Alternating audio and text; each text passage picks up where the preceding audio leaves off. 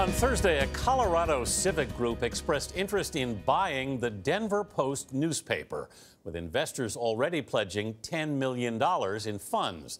The potential bid came after a rare revolt at the paper. Outraged after yet another round of layoffs, Post employees called the paper's hedge fund owners in the pages of the paper itself, saying that their budget cuts are destroying the good journalism that the community relies on.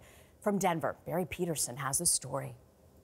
The Sunday editorial pullout section of the Denver Post was an act of defiance and desperation. I felt like we call out other people who we feel like aren't doing their job or living up to their obligations. We should be able to call out our own owners, and that's why I did it. What was the Post at its peak in terms of reporters and editors? How many? Yeah, when I started here, there were like more than 300.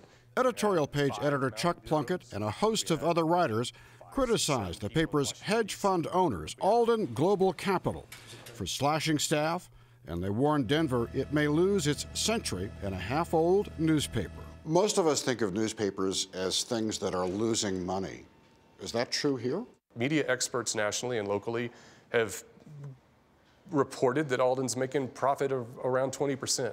That's another compelling reason to go with an editorial like this and let our readers know, hey, it's not this narrative that we're going down the tubes because we can't pay the bills isn't completely the narrative that you need to have in mind. There's something else going on here, too. The striking perspective section included a photo filled with silhouettes.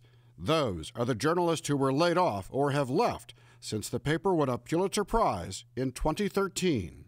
The various articles said the paper's ranks have shriveled to around 60, placing blame squarely on what one writer called the vulture capitalist at the hedge fund.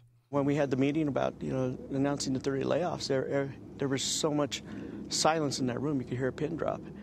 And looking around the room, especially at the young reporters and young editors, they were crying because they didn't know what was going to happen. I mean, we're going to miss it a lot. For John Leba, the Denver Post was the only journalism home he had ever known.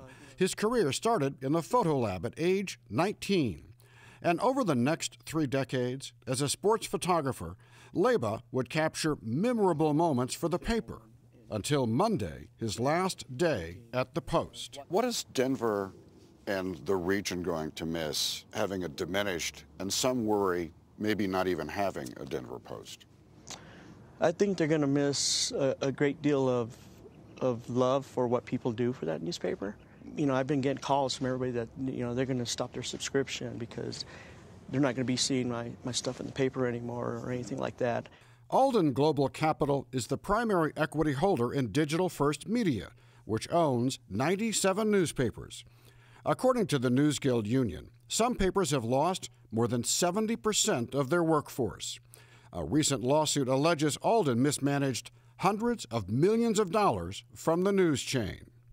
Now Plunkett is hoping community and civic leaders will react to the editorial section and step in to save the flagship local newspaper. This Sunday, Plunkett plans to publish letters from readers offering support like this one that says there can be no true democracy without a free press. Critics will be heard too, like this reader who wrote, "The Denver Post is reaping what it has sowed. The editorial arrogance and left bias has rendered it irrelevant." When you think of the good that a large newsroom can do, that paper of record role, that watchdog role, that function that we provide, you speak truth to power, you provide a voice to the voiceless. You try to matter in your community and you try to help your community achieve its goals and its and live up to its values. And losing that would be such a tremendous loss. For CBS This Morning, Saturday, Petersen, Denver.